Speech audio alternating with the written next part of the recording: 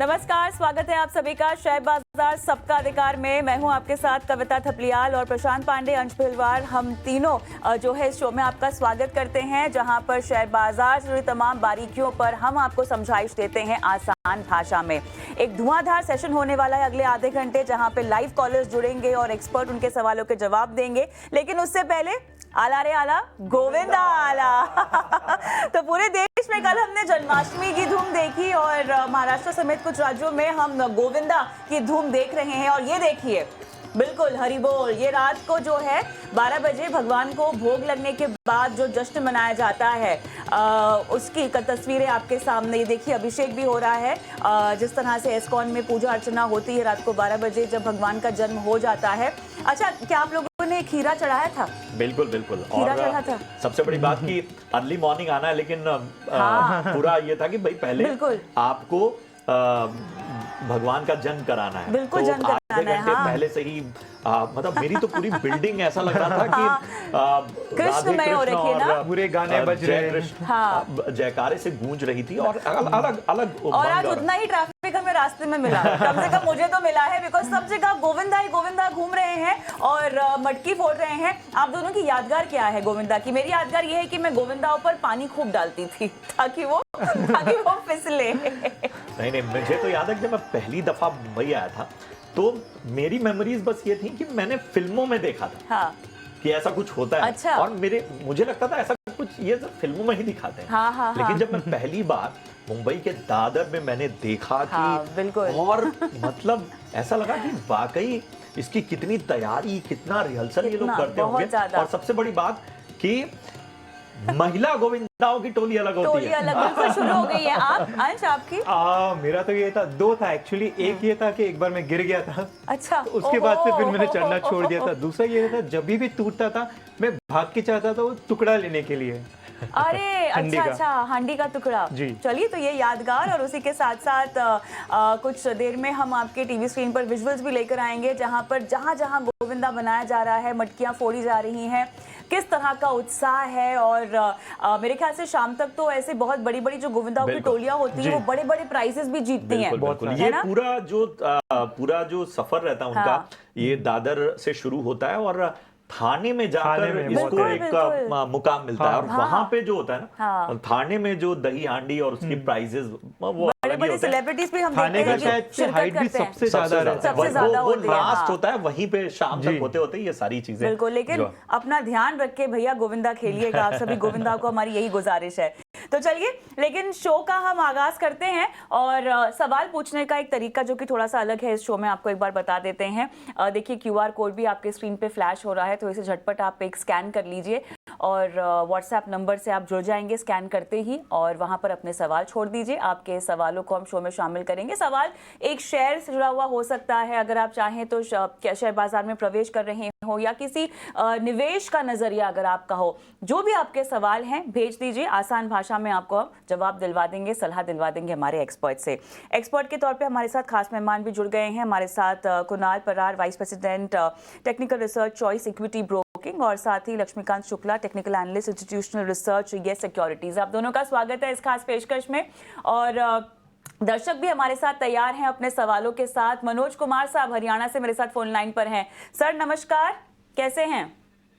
नमस्कार जी, बताइए। बिल्कुल बढ़िया जी। ये पूछ रहा था कि जी मैं BTC इंडिया है मेरे पास। ओके। बाइंग प्राइस है 251। कितने टाइम के लिए होल्ड कर सकते हैं? और टोटल शेयर है 300।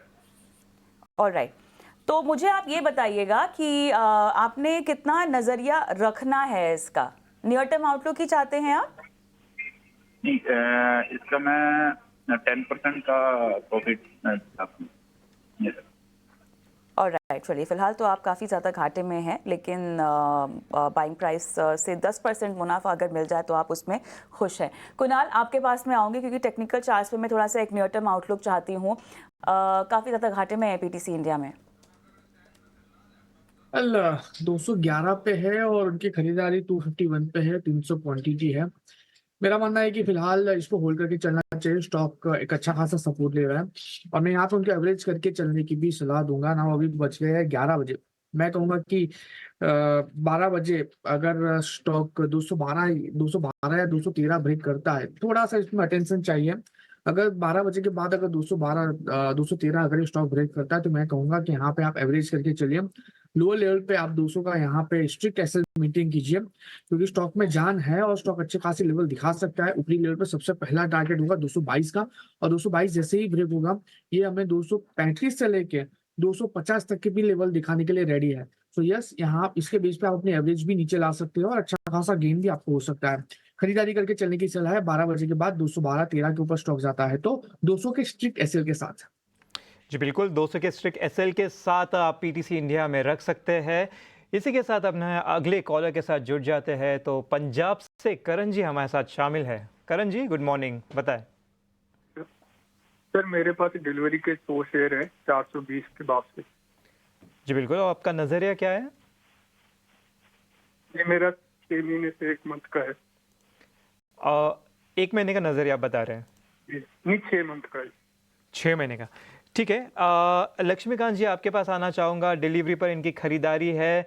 प्रेजेंटली अभी जहाँ पे स्टॉक चल रहा है उसके थोड़ा ही ऊपर ट्रेड कर रहा है। एक्चुअली इनकी खरीदारी के आसपास ही है एक्चुअली स्टॉक करंटली। लेकिन रिसेंटली देखे तो इस साल में जून महीने का लो बना था, वहाँ से कुछ 20% ऑलरेडी स्टॉक ऊपर चढ़ चुका है। ऊपर चढ़ने के बाद जाकर यहाँ पर खरीदारी की है। यहाँ पर क्या अभी भी बाइंग प्रेशर बरकरार है ऊपर जाने के लिए? अगर चार्ट्स पे हम अगर नजर डालते हैं तो यहाँ से एक बॉटम रिवर्सल तो दिख रहा है इस स्टॉक में, और आने वाले समय में लगता है कि स्टॉक 460 से लेकर 475 के लेवल्स को टच कर सकता है। मुझे लगता है कि इन्होंने अच्छे लेवल्स पे खरीदारी करी है इस स्टॉक में। तो यहाँ से एक जो एक्सपेक्टेड टारगेट दिखाई दे रहा है वो 460 से लेकर 475 तक दिखाई दे रहा है। तो मुझे लगता है कि इनको बने रहना चाहिए और आने वाले समय में इनको अच्छा रिटर्न मिलेगा।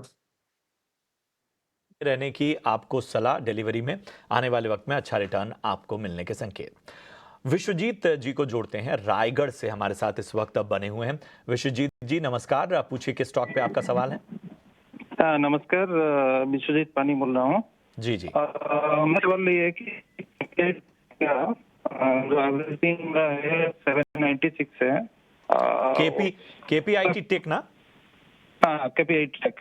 हाँ, तो नजरिया हमें बताइए। अभी इसको होल्ड करना है या निकल जाना है? ठीक है, तो सबसे पहले तो बधाई स्वीकार कीजिए, क्योंकि आपने जिस स्तर पे खरीदारी की है अच्छे खासे मुनाफे पे बैठे हुए हैं। कितना और रुक सकते हैं? 2-3 साल रुक सकता है। अच्छा, चलिए।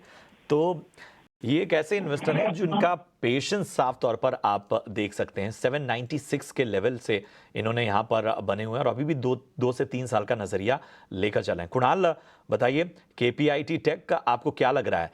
क्या ये जो मुनाफा जो अच्छा खासा इन्हें हो चुका है वो अब बांध लेना सही रहेगा, या आपको लगता है कि और दमखम बाकी है 2 साल 3 साल के नजरिए के हिसाब से?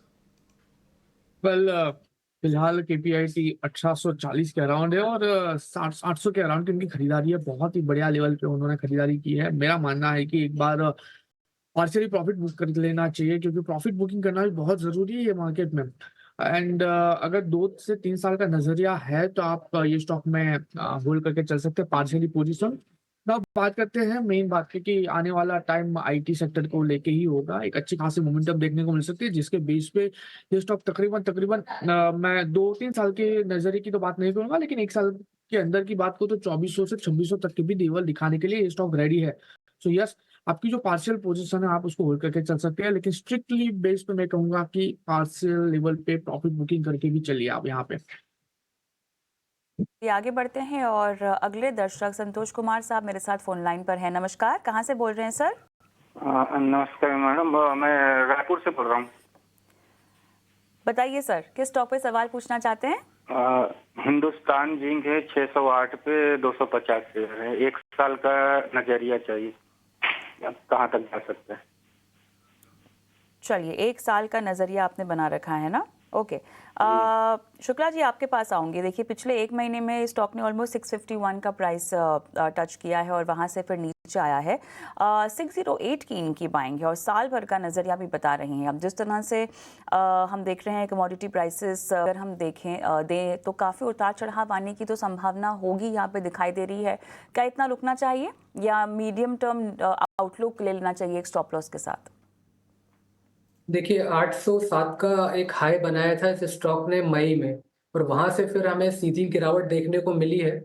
अभी ये स्टॉक अपने 61.8 फिबोनाची रिट्रेसमेंट के पास ट्रेड कर रहा है और वहां से ही हमें एक हल्का पुल बैक देखने को मिला है।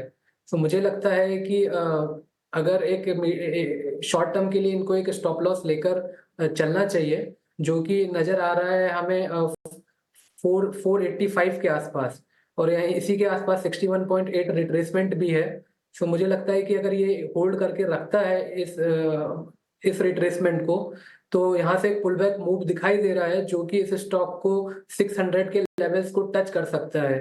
बट मेजर अपसाइड मोमेंटम आने वाले समय में नहीं दिखाई दे रहा है जब तक ये स्टॉक 620 630 के ऊपर एक क्लोजिंग नहीं देता है। सो एक स्टॉप लॉस बनता है यहाँ पर जो कि आ रहा है 465 के आसपास। तो 465 के साथ होल्ड करने की सलाह रहेगी। 465 का अहम स्टॉप लॉस ऊपर की तरफ, जब तक 620 को अच्छे से पार नहीं करता तब तक इसमें अच्छी स्ट्रांग मोमेंटम नहीं आ सकती। ये है राय लक्ष्मीकांत जी के तरफ से। तो चलिए इसी के साथ यूट्यूब से सवाल ले लेते हैं।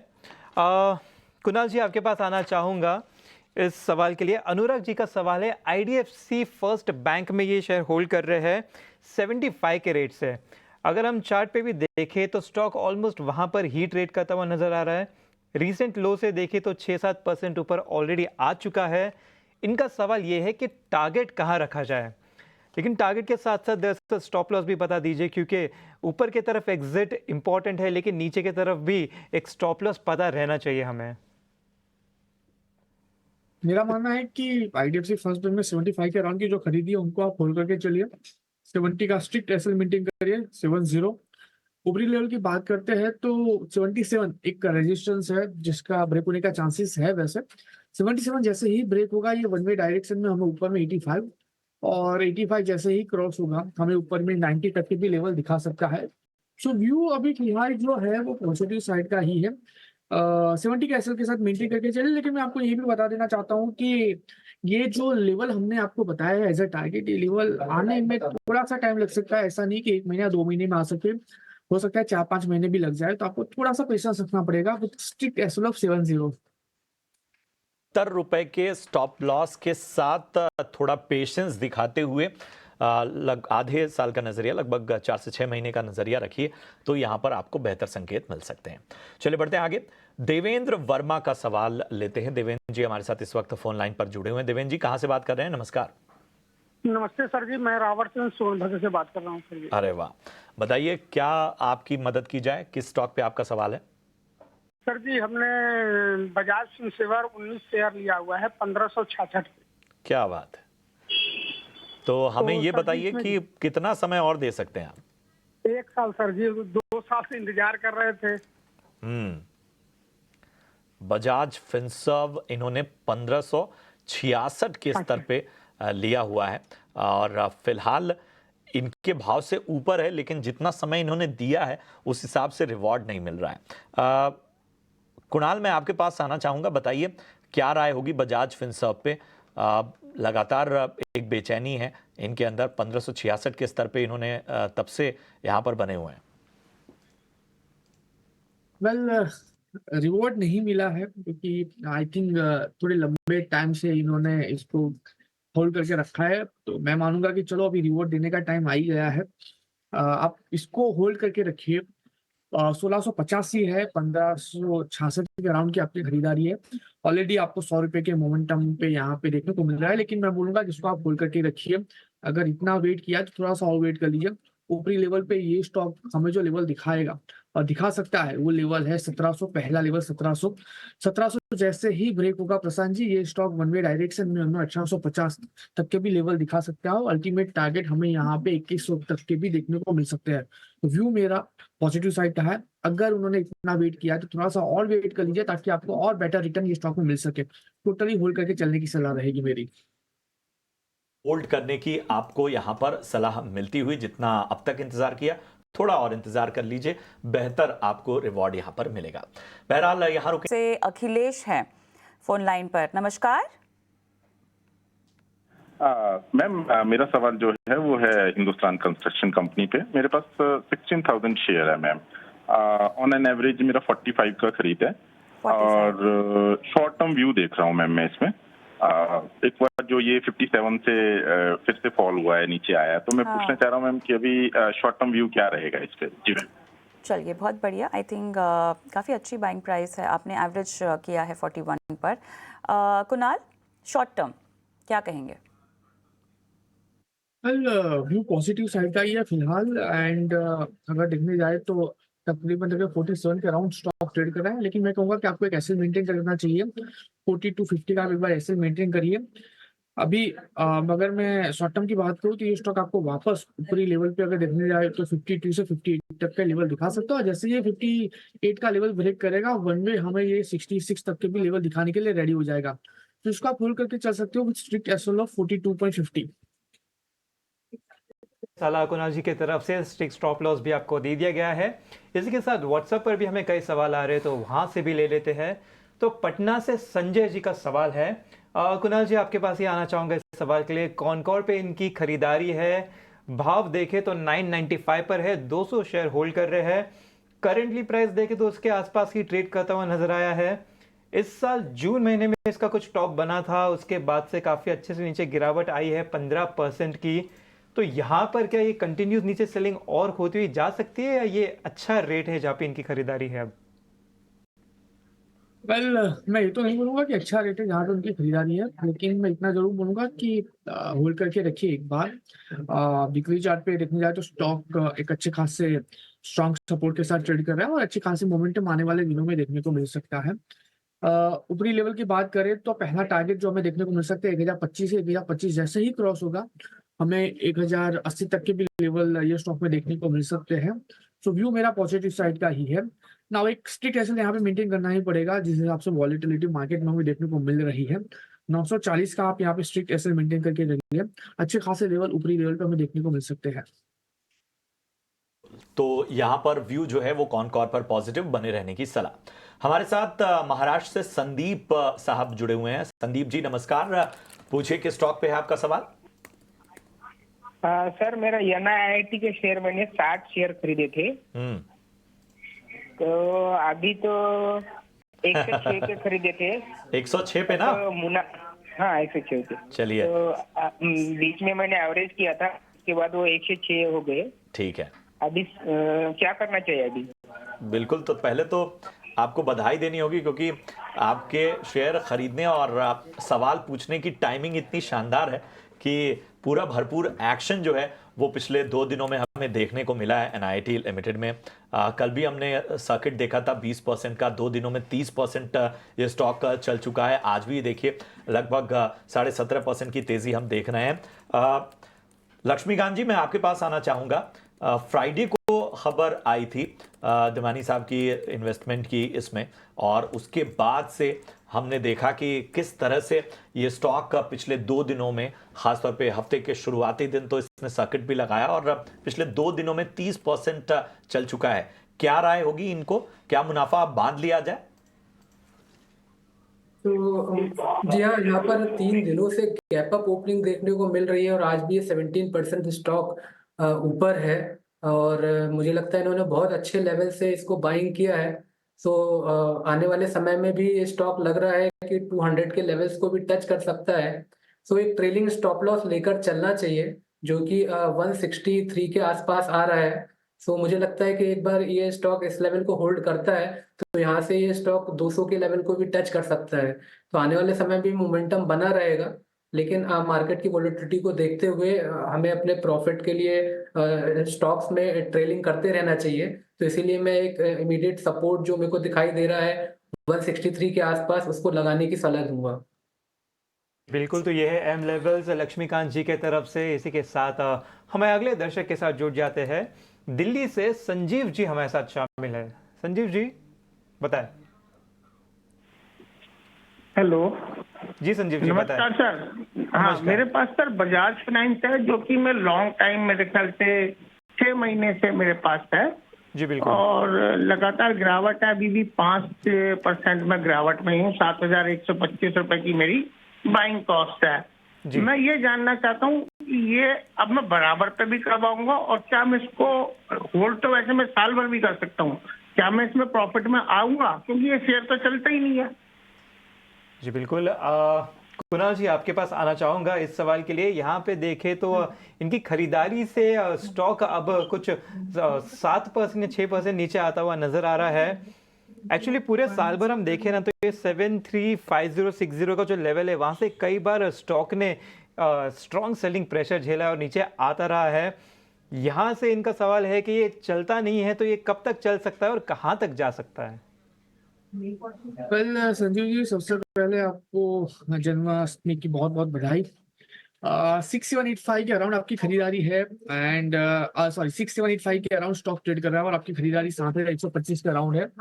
मेरा मानना है कि आपको यहाँ पे एक बार होल्ड करके चलना चाहिए और मैं आपको यहाँ तक भी एडवाइस दूंगा कि अगर पॉसिबल है तो इस लेवल पे आप एक बार एवरेज करके चलिए, क्योंकि यहाँ से ये स्टॉक ऊपरी लेवल पे 7070 और 7070 जैसे ही ब्रेक करेगा 7400 तक की भी लेवल दिखाने के लिए रेडी है। नो डाउट स्टॉक टाइमिंग के लिए कंसोलिडेशन में, बट आप थोड़ा सा पेशेंस रखिए क्योंकि आपको आपके पेशेंस का अच्छा खासा मुनाफा यहाँ पे मिल सकता है। तो प्रेजेंट लेवल पे आप खरीदारी करके चलिए, एवरेज करके चलिए। लोअर लेवल पे हम 6400 का स्ट्रिक्ट एसएल मेंटेन करके चलेंगे। पहला टारगेट 7070, दूसरा टारगेट 7500 आपको मिल सकता है। चलिए आगे बढ़ते हैं। राजस्थान से सुरेश पुरी पाली साहब हमारे साथ फोन लाइन पर हैं। सर नमस्कार। नमस्कार मैम। बताइए। मैम लोडा काफी समय से नीचे की तरफ डीप की तरफ आ रहा है, तो इसके बारे में थोड़ा सा आपसे जानकारी चाहूंगा कि 1380 पे लिया है आपने? हाँ, एवरेज मैम मेरा 1380 है। लगभग मेरे पास में करीब 350 शेयर हैं इसके। ओके, कितनी 2-3 महीने पुरानी खरीद है? जी मैम। ऑलराइट, लक्ष्मीकांत जी बताइएगा। 1380 की इनकी एवरेज है, बट उसके बाद से हम लगातार एक डाउन टर्न में ही देख रहे हैं स्टॉक को। बताइएगा near term outlook stop loss के साथ रेकमेंड कीजिए जरा। देखिए इसने एक हाई लगाया था अराउंड 1700 के आसपास और फिर उसके बाद वहां से हमें सीधा करेक्शन देखने को मिला इस स्टॉक में। बट अगर हम पिछले 4 से 5 दिनों का ट्रेंड देखें तो यहाँ पर एक बेस बनता दिखाई दे रहा है लोअर लेवल्स के आसपास, जो कि आ रहा है 1130 से लेकर 1100 के जोन पर। सो मुझे लगता है कि इनको एक शॉर्ट टर्म में एक स्टॉप लॉस लेकर चलना चाहिए जो कि 1100 के आसपास आ रहा है। और अगर ये स्टॉक एक कंसोलिडेशन ब्रेकआउट देता है जो हम एक्सपेक्ट कर सकते हैं 1350 के लेवल के ऊपर, तो फिर वहां से फिर से स्टॉक में तेजी दिखाई देगी और फिर वहां से अगर ये स्टॉक अगर ट्रैक्शन दिखाता है तो फिर जो अपर साइड के लेवल्स आ रहे हैं वो आ रहे हैं 1550 से लेकर 1600 तक। सो एक स्टॉप लॉस लेकर 1100 के स्टॉप लॉस के साथ इनको होल्ड रखने की सलाह रहेगी। तो होल्ड करने की आपको सलाह यहां पर मिलती हुई। चलिए इतने ही सवालों को हम आज शामिल कर पाएंगे। अपने दोनों एक्सपर्ट से हम विदा लें, बारी बारी से उनका डिस्क्लोजर ले लेते हैं। सबसे पहले लक्ष्मीकांत जी अपना डिस्क्लोजर दें। जी, यहाँ पर जो भी कॉल पर मैंने अपने सुझाव दिए हैं उसमें मेरा कोई पर्सनल ट्रेड नहीं है, हालांकि मेरी ऑर्गेनाइजेशन का ट्रेड हो सकता है।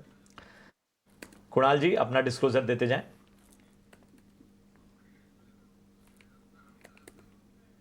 कुणाल जी अनम्यूट कर लें अपने आप को। वेल जिसने भी स्टॉक पे आज हमने हमारा सजेशन दिया है वो कोई भी स्टॉक पे मेरी पर्सनल पोजीशन नहीं है। हाँ, क्लाइंट वाइज पोजीशन ये स्टॉक में हो सकती है। बहुत शुक्रिया करेंगे कुणाल जी। इसके साथ ही लक्ष्मीकांत जी आप दोनों का बहुत बहुत धन्यवाद शो में जुड़ने के लिए और तमाम निवेशकों का मार्गदर्शन करने के लिए। तो शेयर बाजार सबका अधिकार में मुझे, मेरी सहयोगी कविता और मेरे सहयोगी अंश भीलवाड़ को आप इजाजत दे सकते हैं। ब्रेक के उस पार कमोडिटी की मंडी सजेगी।